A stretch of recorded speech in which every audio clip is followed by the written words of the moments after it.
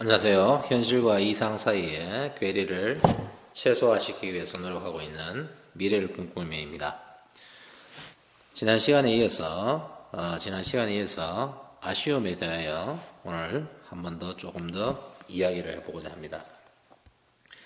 지난 시간에 왜 사람들이 아쉬워하고 그 아쉬움이라는 것은 기본적으로 그 밑에 개인의 생존 욕구가 깔려 있음을 이야기를 했습니다. 자, 그러면 생존 욕구 중에서 이 아쉬움을 관련된 것은 어떤 게 있느냐? 항상 생존 욕구는 가장 기본이 안정과 잘 나고 싶은 욕구라고 그랬습니다. 잘 나고 싶은 욕구. 이걸 다른 말로 자유화하기도 하고 얘기하지만 이 두 가지를 가장 잘 적절하게 형성시켜주는 것이 바로 힘이죠, 힘. 그래서 우리 힘의 논리 이런 얘기 많이 하죠. 힘의 논리. 힘의 논리라는 것이 잘못된 것이라기 아니라 단순한 생존 욕구에 의한 하나의 방식이죠. 사는 방식입니다. 그래서 힘이 있는 사람은 아쉬움이 생길까요? 안 생길까요? 잘 안 생깁니다. 조금 더 예를 들어볼까요? 자, 예를 들어서 관계 욕구를 한번 생각해 봅시다. 관계 욕구. 내가 관계 욕구가 강한데 관계 욕구가 강한 사람이 이 관계 욕구를 충족시킬 수 있는 힘이 있다. 힘이 있다. 그러면 이 사람은 아쉬움이 별로 없어요, 사실은. 다시 말해서 친구가 한 명인 사람하고 친구가 10명인 사람이 있는데 친구를 이 10명도 다 친하다고 생각합시다. 다 친합니다. 다 친한 사이, 정말로 친한 친구가 여러 명이 있다. 그럼 이 사람은 관계 욕구를 충족시킬 때 한 명이 있는 사람, 이 한 명이 정말 아쉽죠. 그래서 이 한 명, 아쉬움이 있어요. 이 한 명을 놓쳐버리면 관계 욕구는 있는데 친구 한 명이 사라져버린다. 상당히 아쉬워질 수밖에 없죠. 근데 관계 욕구는 약한데 친구는 많이 있다. 그러면 이 중에 한 명이 네 싫다 하고 가더라고 해서 아쉬움이 있을까요? 아이고, 알았다 하고 빠이빠이 하죠. 빠이빠이. 빠이빠이.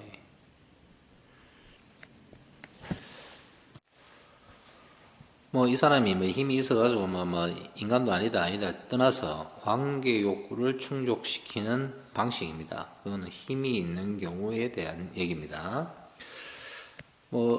연애에 대해서 한번 조금 얘기해 볼까요? 연애를 하는데 관계 욕구는 강하고 자기가 힘이 있는 연애를 한다. 이 말은 무슨 말이냐면 인기가 아주 좋다는 얘기입니다. 인기가 좋다는 얘기는 자기 좋아하는 사람이 10명 있어요. 여자가 한 명 있는데 결혼하지 않은 젊은 여자가 하나 있는데 아주 이쁘고 능력도 있고 그 다음에 성격도 좋고 뭐든지 다 잘해 인기가 있어요. 인기가 있다 칩시다. 이런 사람은 이상형이지만 어쨌든 있다고 치고 인기가 많으면은 A라는 남자, B라는 남자, C라는 남자, D라는 남자가 다 이 여자한테 연락도 자주 취하고 아쉬운 거 없이 이래 자꾸 해달라 그러죠. 물론 각자의 목적은 있더라도. 그러다 보니까 이제 보통 뭐라 그럽니까? 이거 어장관리라 그러죠. 어장관리. 밑에 어장관리를 한다는 얘기는 이 여자는 지금 자신의 관계 욕구에 있어서 자기가 힘이 있다는 사실을 인식을 하는 거죠. 그래서 얘가 싫다 하면 그걸 갖고 보고 또 한 명 더 집어넣으면 되죠. 자, 그러면은 이 사람이 정말 힘이 있는가? 이거는 다른 문제입니다. 다른 문제. 지금 제가 얘기하는 것은 사실은 이 여자는 어장 관리를 많이 하고 관계 욕구가 아주 강하다는 얘기는 스스로 독립심이 상당히 떨어진다는 얘기죠, 사실. 그래서 오랜 습관에 의해서 한 명 사귀다가 이 한 명이 사라져버리는 엄청난 상실감을 자기가 이겨낼 수 있는 힘이 없어요. 상실감을 이겨낼 만큼 힘이 없기 때문에 사람을 미리 이래 안전망을 구축하는 거죠. 안전망을 구축하는 겁니다. 안전망. 그래서 관계 욕구가 강하다는 얘기는 안전과 잘난 체 중에서 안정 욕구가 아주 강하다는 얘기죠. 안정 욕구가. 그걸 떠나서 어쨌든 여기서 말하는 힘, 현실적인 힘은 무엇을 얘기하느냐? 내가 관계 욕구가 자기가 강하다고 생각하면은 이런 현상이 생긴다는 겁니다. 이거 욕하지 말라는 얘기죠. 그냥 생존 본능에 따른 것이다. 이해하면 욕하지는 않습니다. 그렇지만 여러분들이 만약에 이런 여자는 싫다. 빨리 알아보고 관계를 안 하면 되는 거죠. 자, 다시 일터로 가볼까요? 자영업을 합니다. 자영업을 하는 사람이 내가 손님이 아주 많아요. 손님이 많아요. 손님이 많은 업자가 있고 A라는 업자를 합시다. B라는 업자 자영업을 합니다. 장사 둘 다 음식 장사를 한다고 생각합시다. 손님이 별로 없어요. A, B 중에 누가 더 힘이 세죠? 손님 많은 데가 힘이 셉니다. 손님 적은 데가 힘이 약하고. 자, 이 사람하고 일시적으로 봤을 때, 물론 이제 장기적으로 보면 조금 차이는 있습니다. 장기적으로 보면 차이가 있는데, 이 사람들이 하는 행동과 상관없는 관계.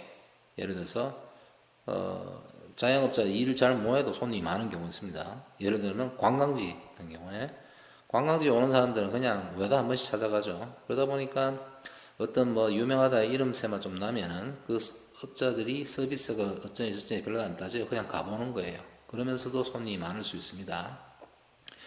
이런 사람들은 자기들 관광지에 가보면 이제 가만히 있어도 손님이 많죠. 가만히 있어도 손님이 많다. 그러면은 이 사장이나 종업원들이 손님한테 친절할까요?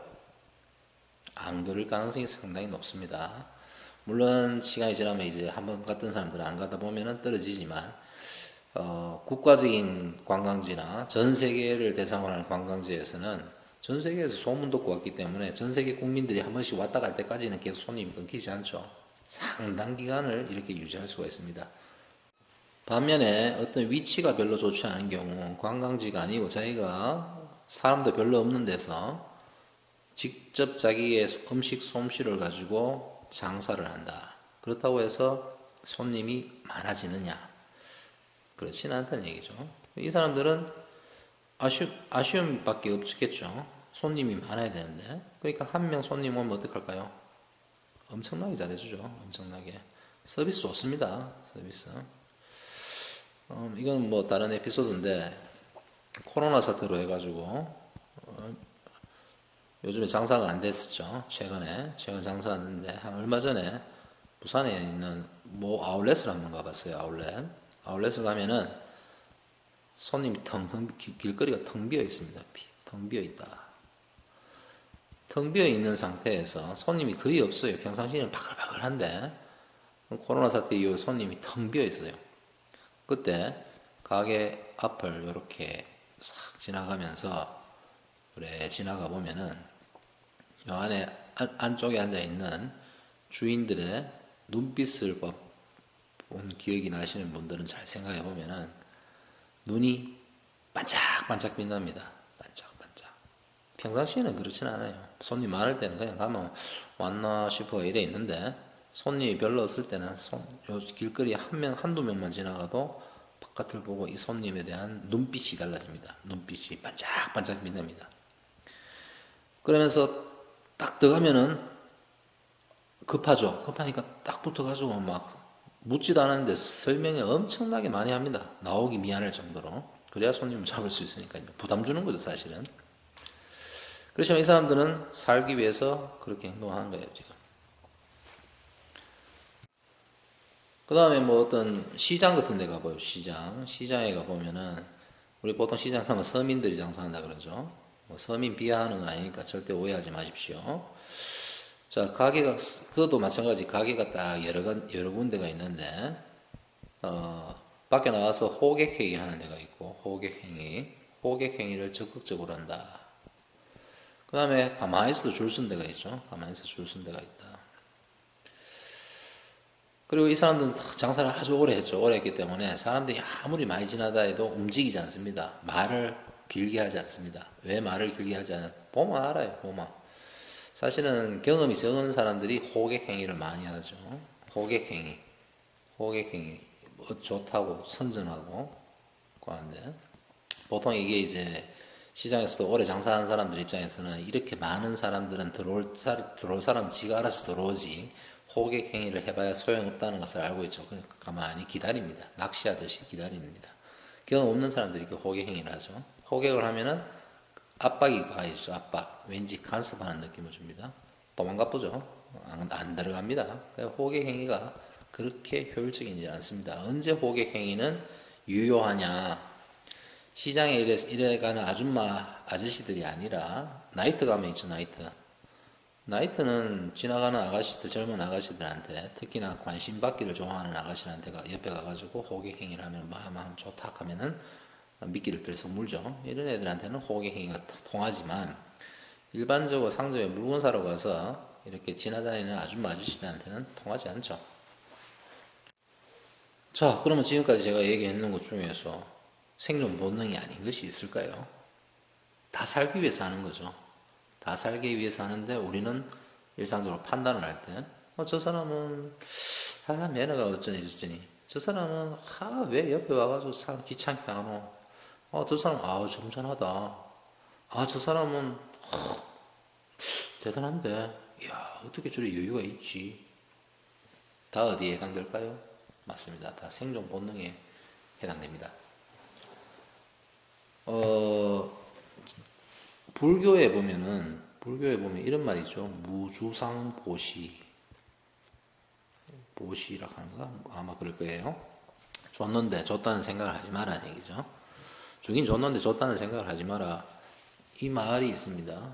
줬는데. 그 다음에 무조건적인 사랑하는 말은 뭐 교회나 성당 가면 있죠. 예수 무조건적 사랑, 자비, 자애,